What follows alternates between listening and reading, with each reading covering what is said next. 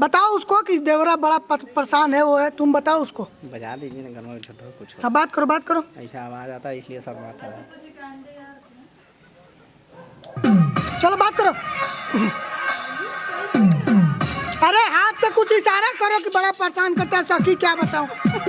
हाँ गुड, जियो शेर, आराम से।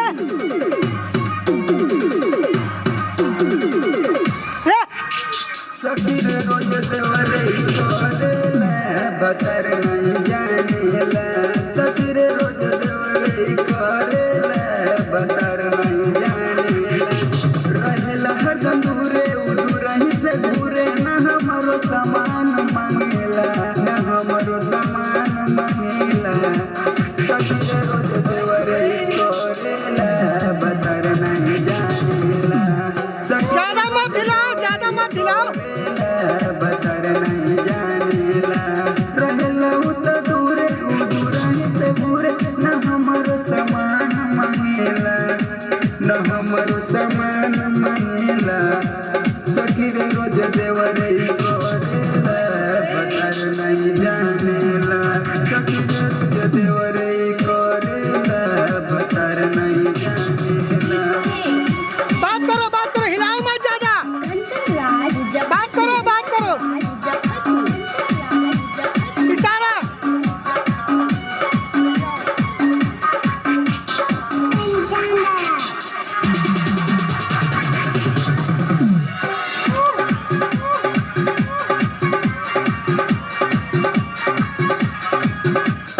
वन टू थ्री। अरे कौना करा के जब से आईनी तबरे पूरा वेला सरधा हो, भद्रा के साथ कबो न उठल, से जिया पे गर्दा हो, से जिया पे गर्दा हो, करेला हरदम हवे बुरबम, नटनिया पे टान धरेला, नटनिया पे टान धरेला, सखी रे रोज देवरे करेला बतर नहीं जानेला, सखी रे इतना हिला क्यों रहे हो। करेला बतर नहीं जानेला। बात करो बात करो।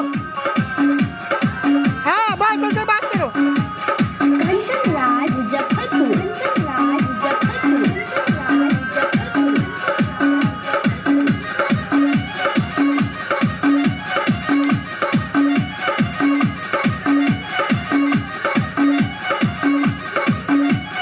वन टू थ्री। विकास राजा के कबो नया के तुम हिलवलू खटिया हो, कैसे बताई दरदार के रोज रोआवेल छतिया हो, रोज रोआवेल छतिया हो, आवे न कब पास न बोला बर्दाश्त, न चोलिया पे हाथ धरेला, न चोलिया पे हाथ धरेला, सखी रे रोज देवरे करेला बतर